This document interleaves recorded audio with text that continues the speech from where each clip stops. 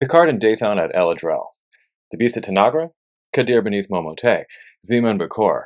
Chaco when the walls fell. Zenda his eyes red. Zeman Bakor. The river to mark in winter. Don't adjust your universal translator, it's working just fine. That was just Temerian, one of the most enduringly interesting fictional languages in all of sci-fi. It comes from an episode of Star Trek The Next Generation, which aired September 30th, 1991, and has been a source of discussion, derision, humor, philosophizing, and inspiration since then. Today, I'm going to talk about why Tamarian was so memorable and captured so many people's imaginations, and some real-life Earth parallels. It's not as foreign as it first seems. And also what they tell us about language and communication in general. I'm also going to try the closest thing to Uhura's universal translator that actually exists, so stick around. I'm Dr. Taylor Jones, and this is Darmok and Jalad on the Ocean. This is Language Jones.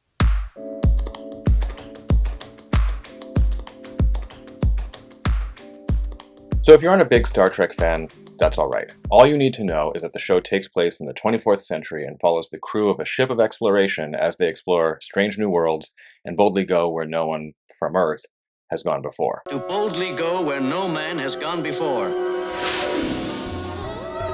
The show's always been big on a post-racism, post-sexism human society cooperating with a variety of alien species who make our own human diversity look small and our prejudices look silly in comparison.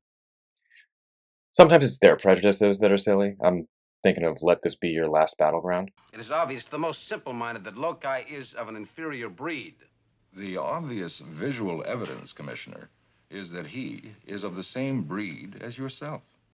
Anyway, there's a lot more that could be said, but I want to get right into Tamarian.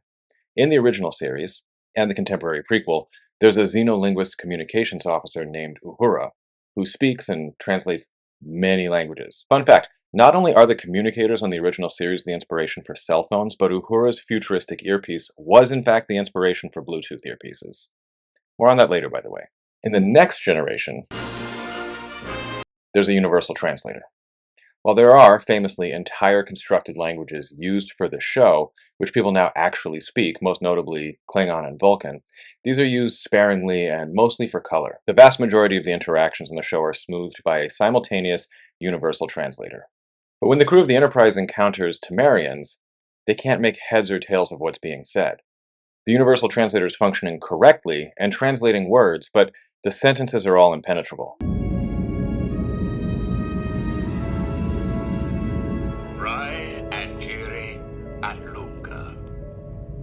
Of Luwani, Luwani under two moons, Jiri of Umbaya, Umbaya of crossroads, at Lunga, Lunga her sky gray. Tembe, his arms outspread? The translator even gets that Tembe is a name, but what does that mean? By the way, named entity classification is a whole thing in natural language processing, so the universal translator is really doing a whole lot better than we had any right to expect. When Captain Picard attempts to ask for clarification, he's met with more of the same until, finally, the river to mark in winter. In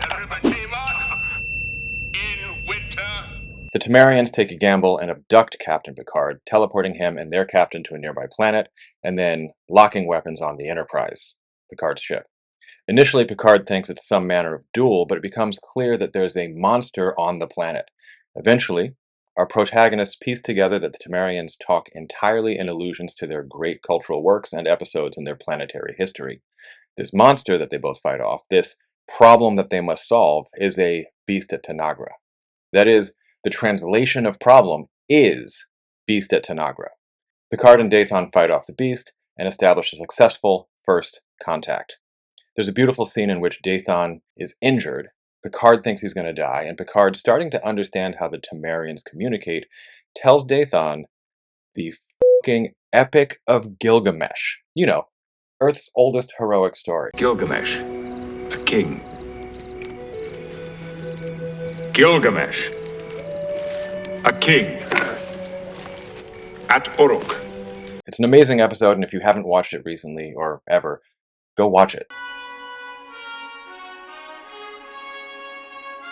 First, I want to talk about Uhura's earpiece and the universal translator. It turns out, just like we didn't have to wait until the 24th century for pads, we didn't have to wait for this either. There's a company called Timekettle that decided to make imagination and reality and created in-ear real-time translation earbuds.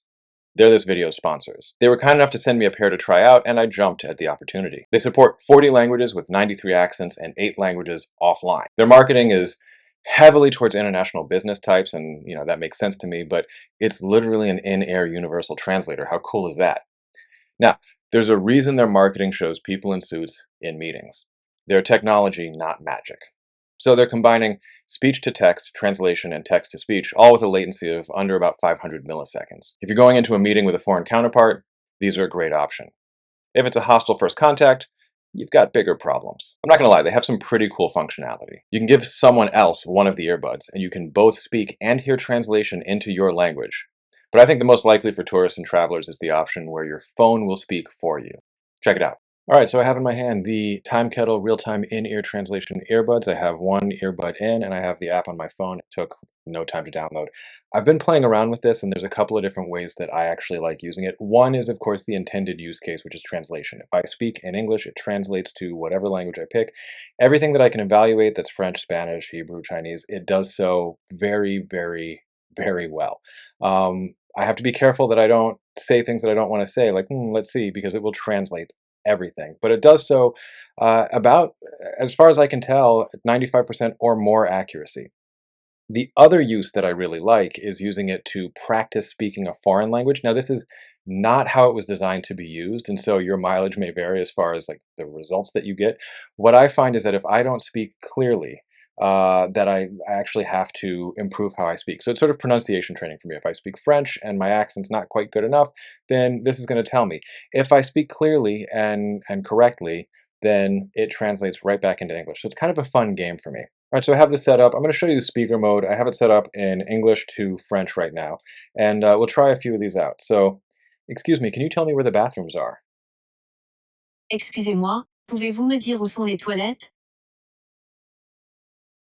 It's still recording, and it will still translate. Il enregistre toujours et il traduira toujours. And you'll notice that I can speak as quickly as I want to. So long as I'm speaking fairly clearly, it will translate. Et vous remarquerez que je peux parler aussi vite que je le veux. Tant que je parle assez clairement, ça se traduira. So let's look at Chinese. How's the weather today? 今天天气怎么样？ Thank you for joining us for this meeting. 感谢您参加我们的这次会议。 What can you recommend from the menu? ¿Qué me puedes recomendar del menú? So you can go to timekettle.co to check them out. They sent me the WT2 Edge, but they have a variety of other options. And one of the really cool features is the simul, or simultaneous mode. I got pretty hype about it, so I called my wife in from the other room to actually have a quick conversation with me in French. In this mode, both parties get a translation on a split screen, so you can put your phone down on a surface and both people see translation in real time. Excusez-moi, pouvez-vous me dire où se trouvent les toilettes?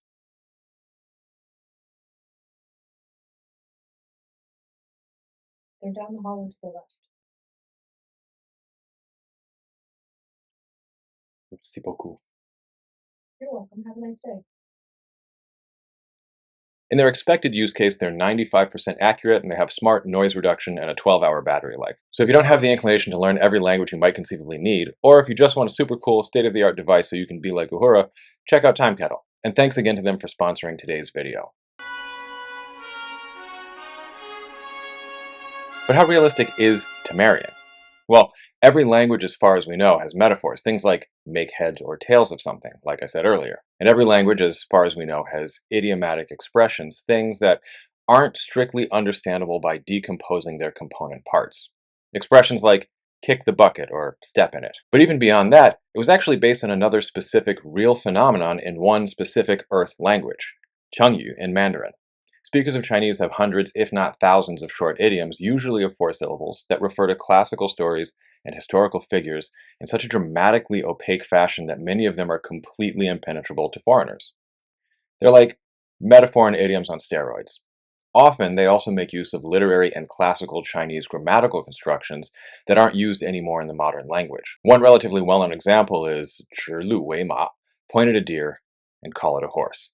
This is to blatantly lie about the truth and peddle falsehoods, but it comes from a story about Zhao Gao, the Chinese politician from the 200s BCE, who devised a loyalty test by, well, presenting the emperor with a deer, calling it a horse, and seeing who would go with the lie. Those who didn't kicked the bucket. Some chengyu are pretty transparent, like draw snake, add feet, meaning more or less doing too much. Some have Western parallels, like 破釜沉舟, break the cauldrons and sink the boats, meaning commit irrevocably to a course of action. This one comes from General Xiangyu issuing an order that made retreat impossible, but it's not any less transparent than its Western counterpart, to cross the Rubicon. Quick, what's the Rubicon, who crossed it, and what was the significance of that? Leave me a comment below. Some chengyu are even shorthand for well-known stories or poems like 瓜田李下, melon field beneath the plums, literally. This makes zero sense to the uninitiated. It's a reference to two longer lines in a Han-era poem. Don't adjust your shoes in a melon field and don't tidy your hat under the plum trees, meaning don't give the appearance of impropriety even if you're not doing anything wrong. The writers of the Tamarian episode stated that they were inspired by the I Ching. But I've already hinted how these are really not that foreign. After all, alluding to Xiangyu's decrees as a shorthand for total commitment to a plan that you can no longer back down from isn't any more or less clear than naming the river that Julius Caesar crossed, alluding to the law he broke, as a shorthand for the same thing. Spoilers for those of you who are behind and are still catching up on the episodes in the Republican period. What makes Temerian unique is the conceit that their primary means of communication is these allusions. Obviously, they must have language that's in some way compositional like ours. It's not just all nouns, there are function words. Shaka, when the walls fell. The river Tamark in winter. Part of what makes it seem more foreign is that these are presented almost like labels for a situation. There's a lot of topicalization followed by contextualization, kind of like Chinese. You get a character and then a narrower context. Tenbei, his arms outstretched. Tenbei, his fists closed. It's not clear whether they could even say Tenbei giving a gift, because the concept of a gift is expressed as Tenbei, his arms outstretched. What really bakes my noodle, Neo in the Oracle's kitchen. What's really going to bake your noodle later on is, would you still have broken it if I hadn't said anything? Is that this aired in 1991, and they had no way of knowing that 20 years later, American English would have a register that imitates, but is not directly inspired by, Timerian. Talking about memes, baby. I'll explain what I mean by that in a minute, but first, 这就是指鹿为马. This means turning a deer into a horse. Wow. And let's say, sadly, he won't be here today as he has kicked the bucket, so to speak. Et disons qu'il ne sera malheureusement pas là aujourd'hui car il a donné un coup de pied dans le seau, pour ainsi dire. It's a real Picard and Darmok at El-Adrel situation if you ask me. C'est un vrai Picard et Daton à la situation réelle d'Ella si vous me demandez. It's a real Picard and Darmok situation if you ask me. C'est une vraie situation Picard et Daton si vous me demandez. That's fantastic. Okay, back to the memes. We've gone from including images and GIFs like these to saying or writing their names. Sad Keanu.jpg, Kanye Smile.jpg, Shaq Wiggle.gif, to simply saying things without the file name like Surprised Pikachu. Well, some of us anyway. I'm not the first to notice this, and that's led to some great Tamarian memes like Admiral Akbar when the shields fell, which went from people communicating, "It's a trap," with Akbar to saying, "It's a trap," to lazily writing Admiral Akbar.gif to Akbar reaction face to, well, this. Captain America at the meeting. I get that reference. Very meta. And of course, Felicia when she left the village. There's also great Temerian memes like Sokath has eyes uncovered and Darmok on the ocean, which use the Temerian phrases from the original show with their actual meanings, but with the meme images that correspond to them. And finally, Temerian meme memes, like Picard, his hand outstretched, which is just perfect. So at the top of the video, what I said was roughly, imagine a cross-cultural interaction or first contact. The problem? Failure to communicate. Even hostility from miscommunication or misunderstanding. Failure. Dismay. The total breakdown of communication, leading ultimately to silence. Special thanks to my patrons, and until next time, Mr. Spock, his hands raised, his fingers spread. And thanks for watching this video. If you like what I'm doing with the channel, please like and subscribe, and think about donating to my Patreon. And if you like this video, you might like this one.